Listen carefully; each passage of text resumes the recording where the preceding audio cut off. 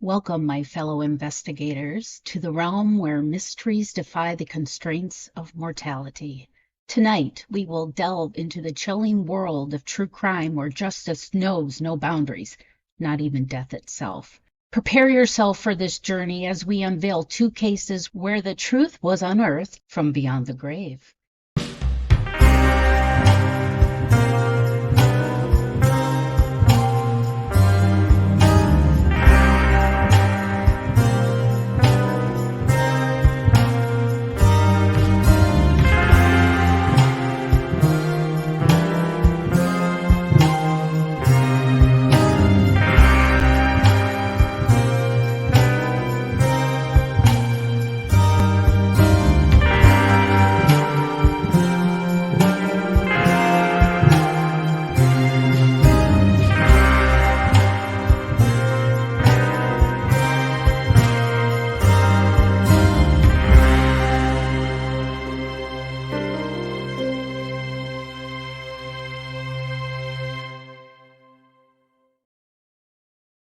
Good evening and welcome to Mysteries, Mayhem, and Merlot.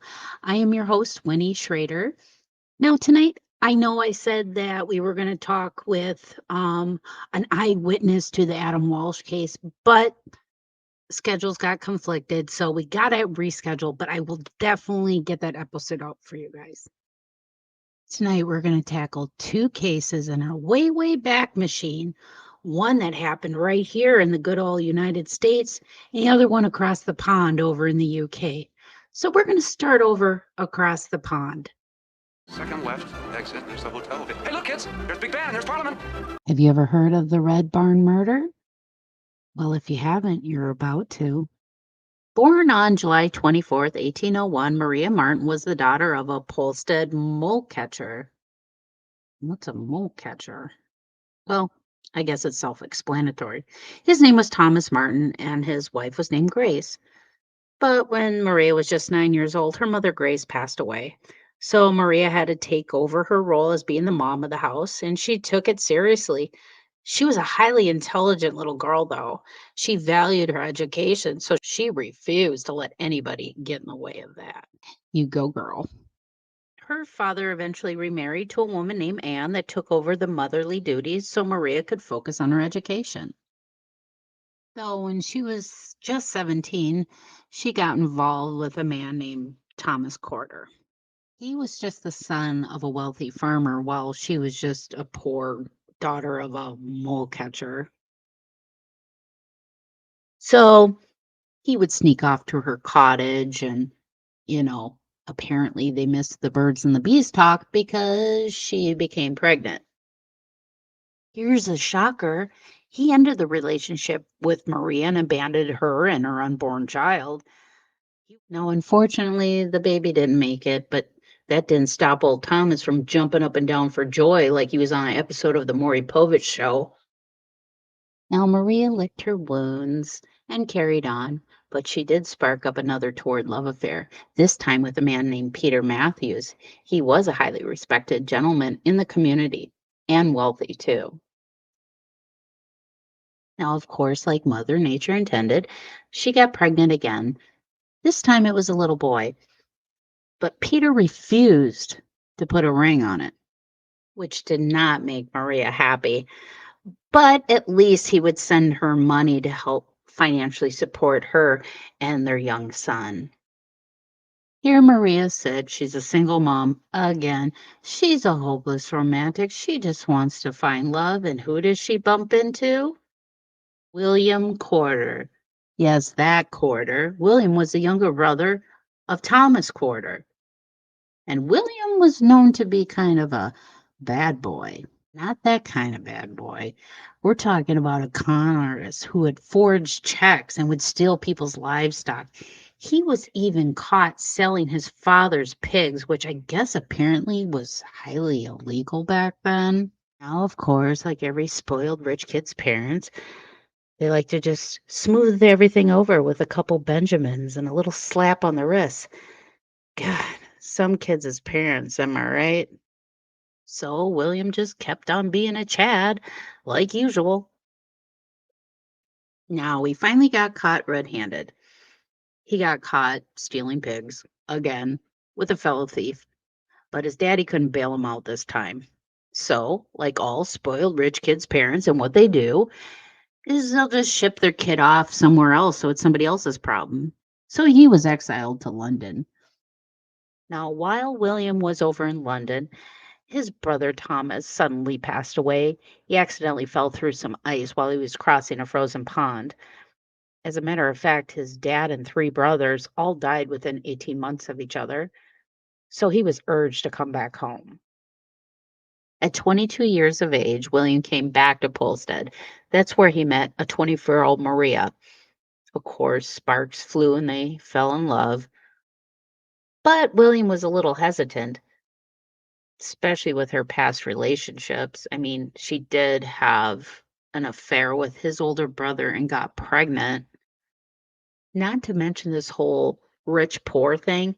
Ugh, these star-crossed lovers. Though he wanted to keep her his dirty little secret. And yes, once again, history repeats itself. And she becomes pregnant again.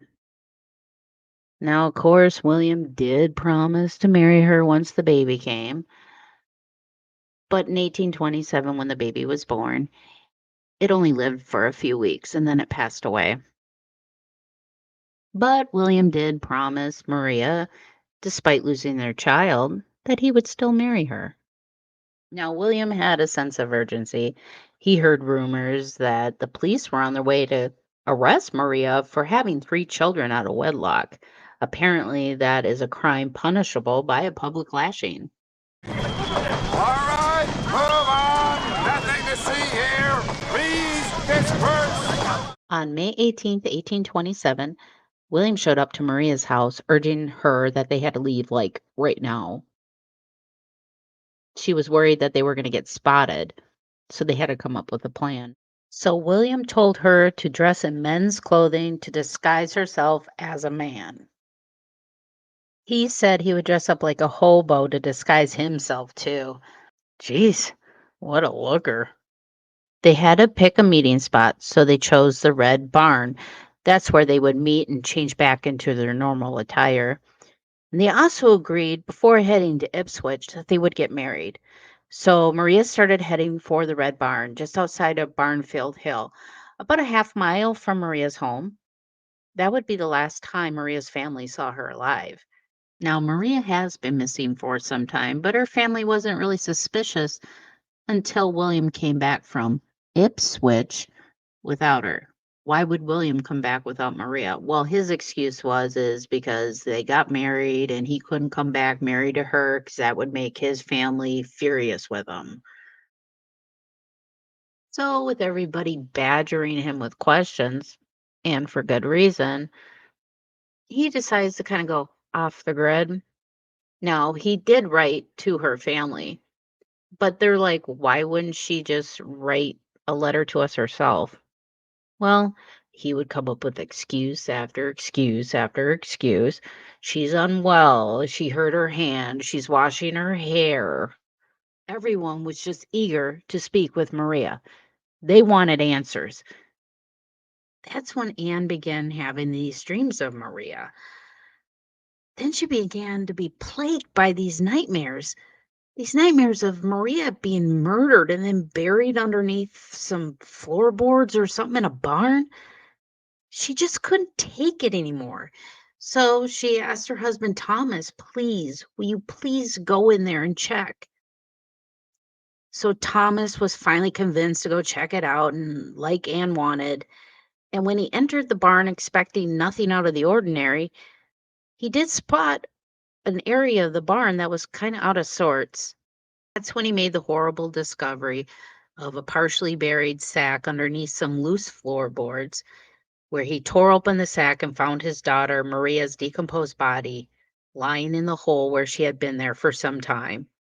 Sister identified her by her clothing, hair, and her missing tooth that she had, but there was some evidence left behind by the killer, a green scarf that was wrapped around her neck. And that green hanky, kids, was owned by William Corder. Ding, ding, ding, ding, ding. So finally, after 11 months, William was finally caught. He was helping out running the boarding house with his new wife, Mary Moore, who he met through a Lonely Hearts ad. Oh, good Lord. The police heard that William was there, so an officer, James Lee, went undercover to investigate. He went there with the ruse that he wanted to board his daughter there, so William let him right in. Once inside, James turned around and slapped the cuffs on William and told him what he was charged with. Of course, William denies having any knowledge of the crime. In fact, he says he's never even met a woman named Maria Martin. The police decided to search William's home and they came across a bunch of letters written to William that they were warning him that a murder had occurred and a body was found. They also found a French passport, which told police that William was possibly going to flee. He was arrested and placed in jail in Suffolk, where he awaited trial. Now, with this juicy, salacious love affair, it was going to make its way across the headlines. The townsfolk were intrigued with this case. You had two star-crossed lovers, rags to riches type of story with the promise of marriage ending in murder. And the most intriguing part has yet to make its way to the courtroom.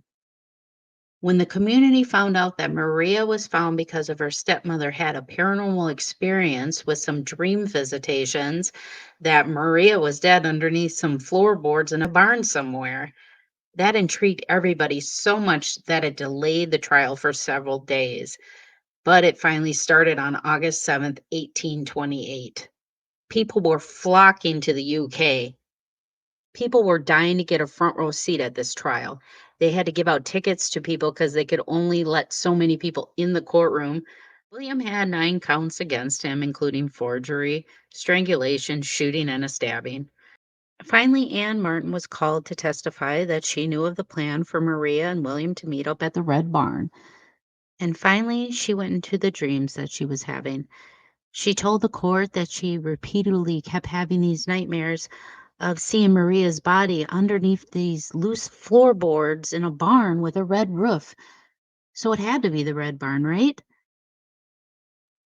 Now, William admitted to being in the barn with Maria, but they said they got in an argument and he left.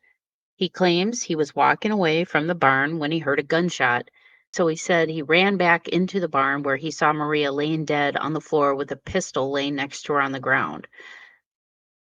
He said he panicked and just buried her underneath the floorboards of the barn. But he never gave reason as to why he tied the green scarf around her neck. And in true narcissistic fashion, he blamed the press for ruining his reputation. Hate to break it to you, but you kind of do that well on your own. Prosecution rests its case, and now William's life hangs in the balance. Though it only took 35 minutes for the jury to come back and say he was guilty. William was sentenced to death and was brought back to prison where he awaited execution. William was sentenced to death and was brought back to prison where he awaited his execution, still denying that he was guilty of stabbing Maria. How it took just a few days for that egg to finally crack. He did confess to a prison chaplain that he accidentally shot Maria in the eye after an argument. On August 11th, 1828, William was brought to the gallows for his execution. Now, there was a huge crowd, and I mean huge for that time. Just before they pulled the hood over his head, he said his last words, "I am guilty, my sentence is just, and I deserve my fate, and may God have mercy on my soul." It's funny how almost 200 years ago, such a sensationalized court case like the ones we have today, Depp versus Heard, so much so, like during the trial, they had local plays going on that were about the murder of Maria Martin. So much so, it was like a made for TV movie on Lifetime. One of the even weirder things about this is that after he died, they took his body and dissected him and studied him, and they have his bones now on display at the Suffolk Museum. Now let's just hope they don't do it with this guy. And the cherry on this murder Sunday is the simple fact that he was convicted on a paranormal experience where Maria's stepmother had a dream visitations, reoccurring nightmares of Maria being murdered and placed in the floorboards of this barn. Talk about true crime with a paranormal twist, which is going to lead us into our next case. They needed a little help beyond the veil to solve this game of Clue. Zona Hester was a young woman living in Greenbrier County in West Virginia in the late 1800s. Everyone called her Zona, but she was known for her beauty and her kindness and her vivacious spirit. But her life took a dark turn when she married a man named Erasmus Shue, aka Trout. He was a blacksmith with a troubled past. Their marriage seemed idyllic at first, the whole honeymoon thing, and they settled into a nice farmhouse in Greenbrier County. But there were whispers of Trout's possessiveness and jealousy, which began to spread throughout the small community.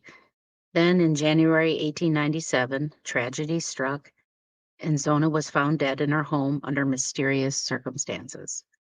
Now, the local doctor initially attributed Zona's death to be an everlasting faint, a term used to describe fainting spells or sudden death with no apparent cause. But Zona's mother, Mary Jane Hester, she was convinced that something more sinister had occurred. Mary Jane claimed that her daughter's ghost appeared to her on multiple occasions, revealing that she had been murdered by her husband, Trout, that Trout had broken her neck in a fit of rage. So Mary Jane went to the authorities with this information, and of course, they were very skeptical of it. They exhumed Zona's body and performed an autopsy, which revealed evidence of a broken neck and signs of strangulation. Trout Shue was arrested and charged with the murder, making it the first time in American history that ghostly testimony was used in evidence in a court case. I wonder what that testimony sounded like. Now, Miss Hester, I've heard that you had some dream or vision which led to this post-mortem examination. It was no dream. She came back and told me that he was mad that she didn't have no meat cooked for supper. But she said that she had plenty and said that she had butter and apple butter. Apples and named over 2 or 3 kinds of jellies, pears, cherries, and raspberry jelly. And she said I had plenty. And she said, don't you think that he was mad and just took down all my nice things and packed them away and just ruined them? And she told me where I could look down back at Aunt Martha Jones in the meadow, in a rocky place, that I could look in a cellar behind some loose plank and see. And it was a square log house.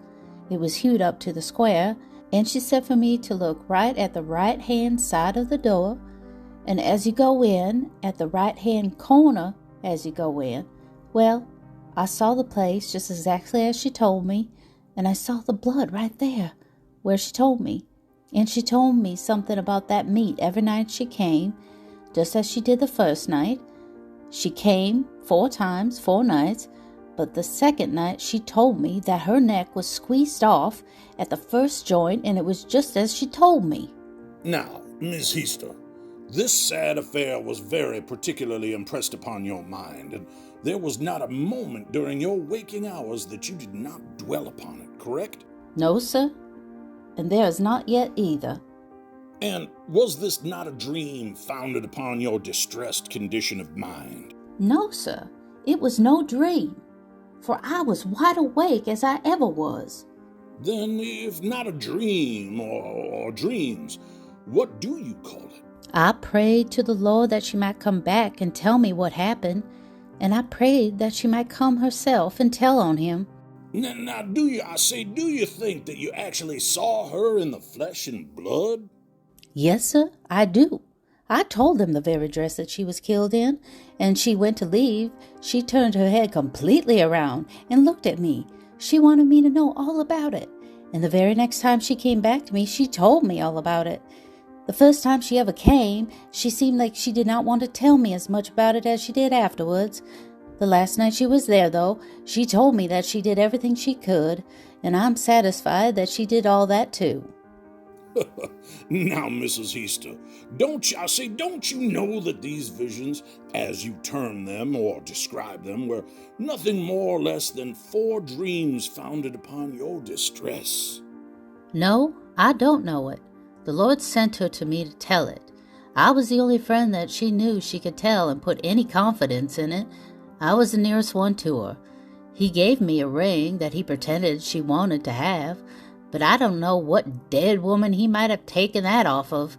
I wanted her own ring, and he would not let me have it.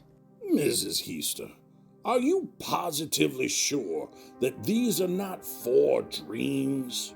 Yes, sir. It was not a dream. I don't dream when I'm wide awake, and to be sure, I know what I saw, her right there with me. Are you not considerably superstitious?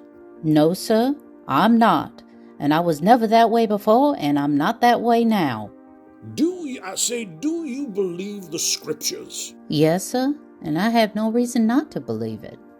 And do you believe that the scriptures contain the words of God and His Son? Yes, sir, I do. Don't you believe it? Now, I would like, if I could, to get you to say that those were 4 dreams, not 4 visions or appearances of your daughter in the flesh and blood. And I am not going to say that, for I am not going to lie.